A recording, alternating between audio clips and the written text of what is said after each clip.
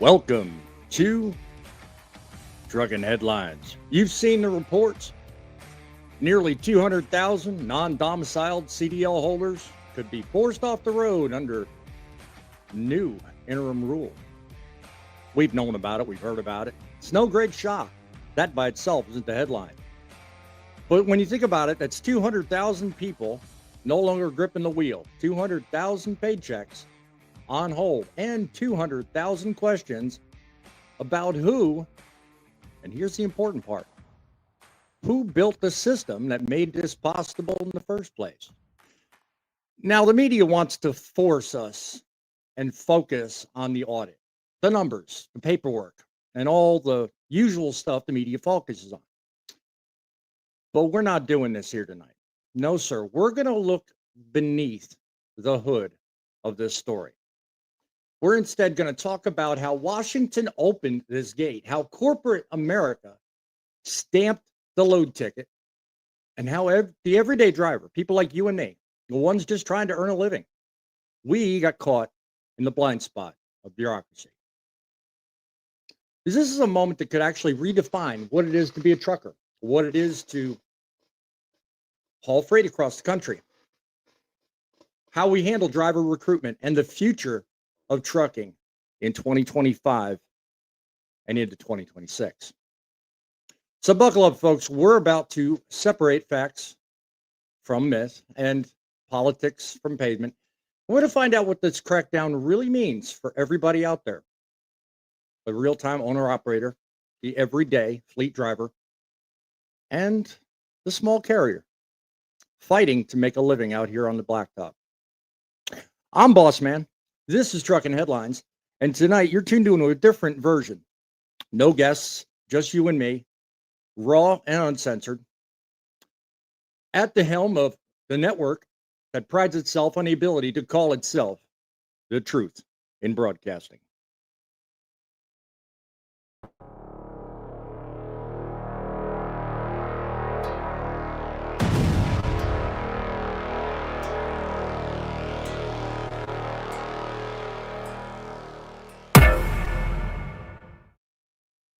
Greetings, truck lovers and truth seekers from all over the United States. Truckin' Boss Man here, live with yet another edition of Truckin' Headlines. Single issue news reports and analytical approach to conversation from a collaborative think tank of trucking journalists all across the nation. Critical thinking fueled by faith, sanctioned by God, and willing to give you the voice. To do what? Make trucking great again. Tonight's broadcast is a little bit different. I wanted to have it one-on-one with you, the watcher, the listener, the person fighting to keep trucking alive and make trucking great again. If you, like me, think it's possible to make trucking great again, do me a favor, scan the QR code at the bottom of the screen. If not, become a subscriber. At the very least, like this broadcast. Help YouTube send this to the people that need to hear it the most. We are every day out here trying to make a difference, to make trucking great again. We can do it a lot better when we have your help.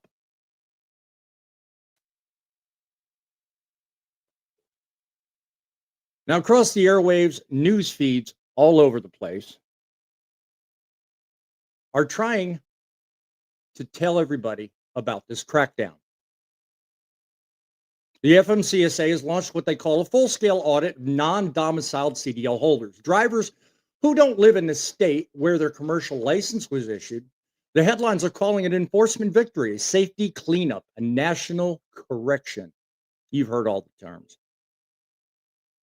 But here's the thing, folks. What's being framed as a crackdown on bad actors may actually be a confession. It's an admission that the system itself created the very problem that we're now dealing with. According to an investigation released by Overdrive, nearly 200,000 drivers could lose their CDLs under this new interim rule. And that figure isn't speculation, is built on years of policy where federal and state programs actively encouraged non-domicile CDL issuances to keep freight moving. under this so-called driver shortage. But that door didn't open by accident. It was built by a government desperate for capacity and by corporations ready to capitalize on it. When that door swung wide open, corporate leadership just didn't walk through it. They rushed in. It wasn't about malice, it wasn't about margin, but when the government leaves a gate unlocked, somebody's welcome and usually going to drive right through it. Now, the same agencies that wrote these rules are rewriting them once again. Overnight, one at a time, transportation.gov confirms that under Secretary Sean Duffy's common sense rules of the road directive, states are being audited for irregular licensing and English proficiency enforcement. And if they can't justify those licenses, they're gone. The catch? Nobody can tell you which states they have and how many there are. Overdrive found many states had incomplete records, inconsistent vetting, and practically zero data on how many non-domiciled CDLs they actually issued. That's not a driver problem. That's a system failure. And that brings us to the heart of the issue. The people. People like you and me.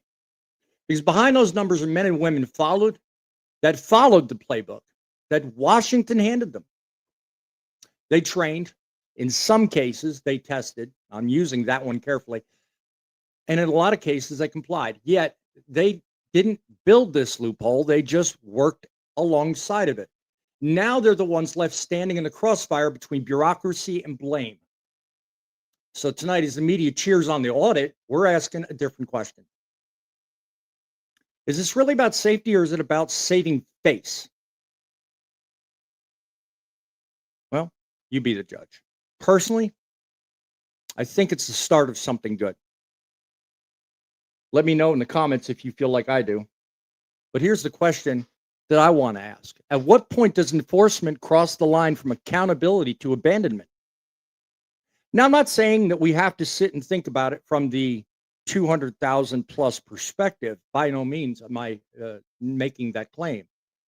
Because overall, industry-wide, we have a lot safer environment when people can actually communicate and read the signs and do the job as per safety standards. All I'm saying is, where did this start? And what's it going to take to wake those up in positions of power and make them actually start accounting for the mistakes they've made and make it right? That's my point tonight. At what point does enforcement cross the line from accountability to abandonment? For years now, we've let people get by on this loophole. Now, all of a sudden, we're rewriting it. And now, states can't even tell you how many licenses are out there. Oh, we've made good efforts. Oklahoma's caught 120 recently. Colorado's cracking down. Other states are actually fessing up, manning up, and doing the right thing. But if you ask me, it's a process that's way too slow. Comment down below if you disagree, but I think they need to step up the process. Coming up here in my next segment, we're going to dig into the human side of this crackdown and how 200,000 drivers may be facing the consequences. That's just part of my angle tonight. I want you to stick around to the end because I've got a reason to mention everything on tonight's headlines. Once again, we're fueled by faith and sanctioned by God. So let's continue.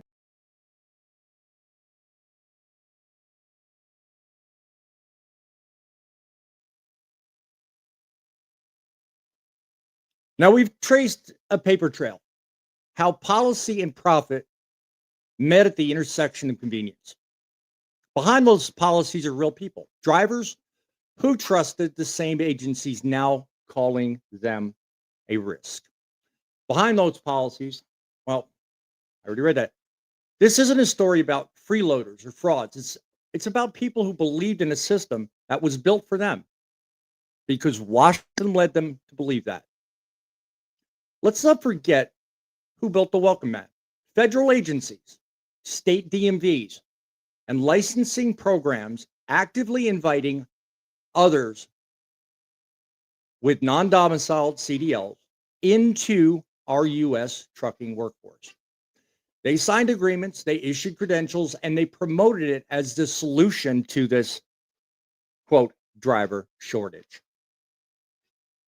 The FMCSA, the DHS, and state licensing bureaus partnered with training schools and several visa programs and promoted and promised an opportunity. And they filled these classrooms with men and women who they thought were ready to work. They told them, we need you. America needs you. These drivers, well, they delivered. They logged millions of miles. They did their job. They did the thing they were told they could do. And now we're talking about a different story. We've figured out, or they have figured out, that what they did kind of stepped out of bounds. So now when we talk about enforcement, we can't just look at the drivers who stepped through that door. They were just doing what they were told. They were doing what they were given an opportunity to do. And many in the industry, including the very people watching this broadcast, we're pointing fingers at these people like they are the plague. Well, I have to ask you, are they really the problem? We've got to take a look at the agencies that built that doorway and left it wide open. That's where we should be aiming our animus. Today, those same agencies are rewriting the rules, and they're doing what they should be doing. We'll give them credit where credit is due. And these individuals who allegedly passed tests, allegedly paid their dues, well, we're figuring out they didn't game the system. They trusted it. And now we're looking to find out who they were. And we're looking to redo what was wrong.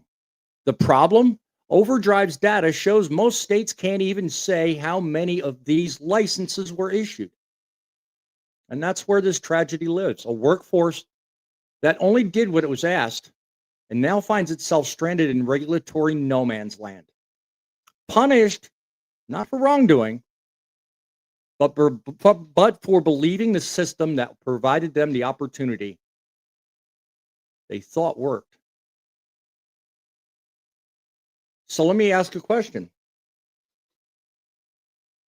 Can an industry claim to value safety if it abandons the very people who answered the call?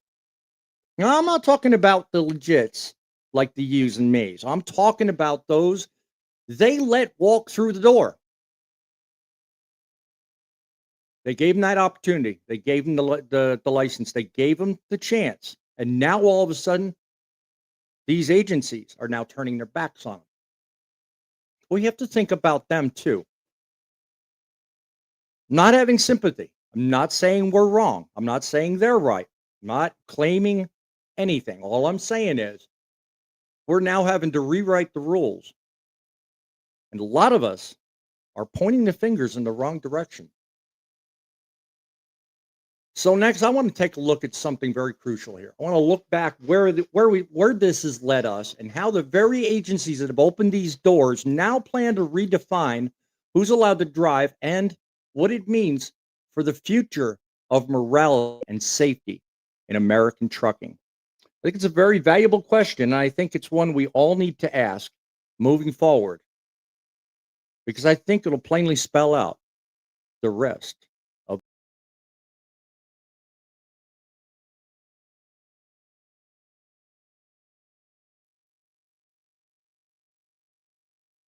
I've said for a while now, and you can look back on some of my previous videos, no one wins the blame game.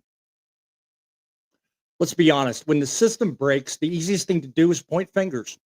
And that's all we've been doing since June 25th of this year. The government blames the drivers. The public blames the carriers. And in some cases, the very agencies that are blaming us. And corporate America, well, they just slide right out the back door. They think nothing of what's going on. Here's the truth. In trucking, blame doesn't solve anything, doesn't move freight, it doesn't get a damn thing done. So I ask you, can we afford to stay stuck in the rearview mirror? Yeah, Washington built the problem. but corporate greed widened it. If we want trucking to survive the next decade, we got to stop assigning blame and start reframing and reclaiming standards.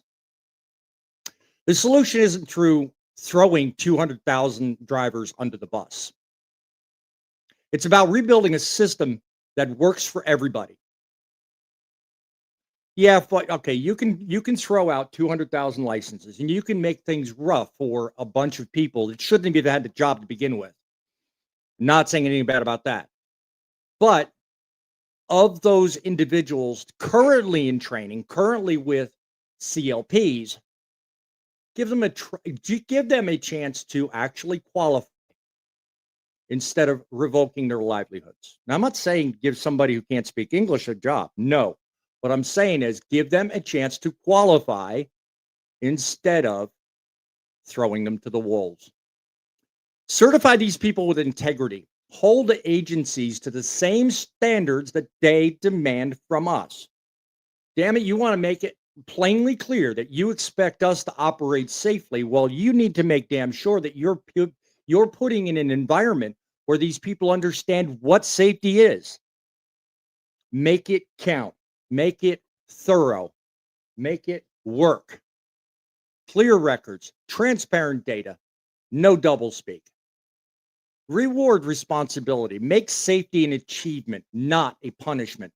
And recognize people, carriers, drivers, those who invest in compliance and continuous learning, because every time you scrap somebody, we lose something.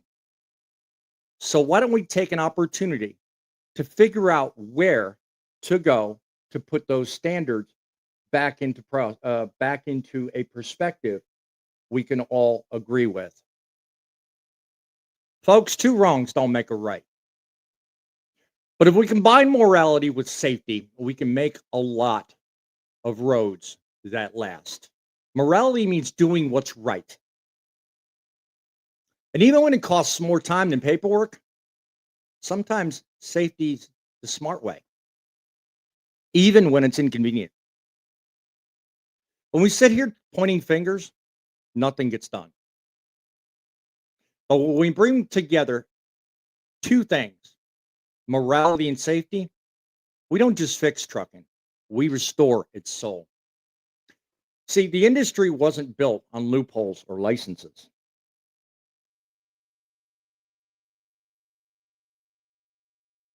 It was built on trust. It was built on training. And it was built on truth.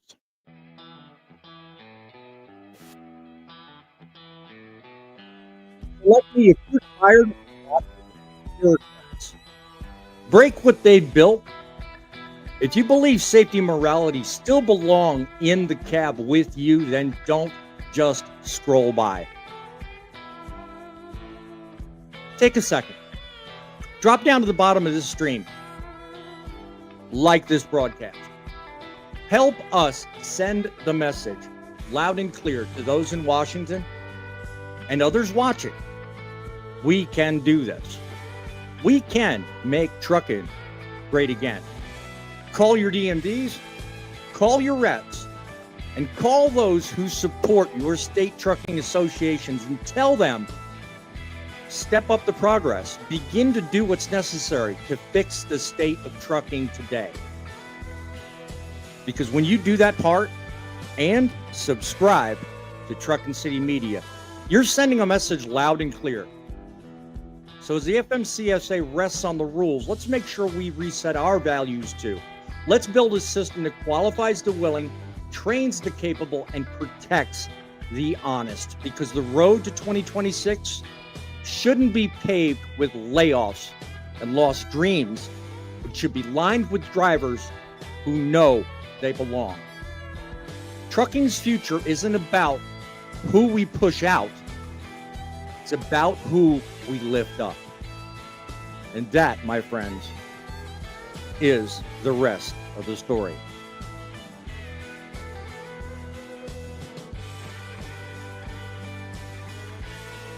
As always, we have a technical glitch into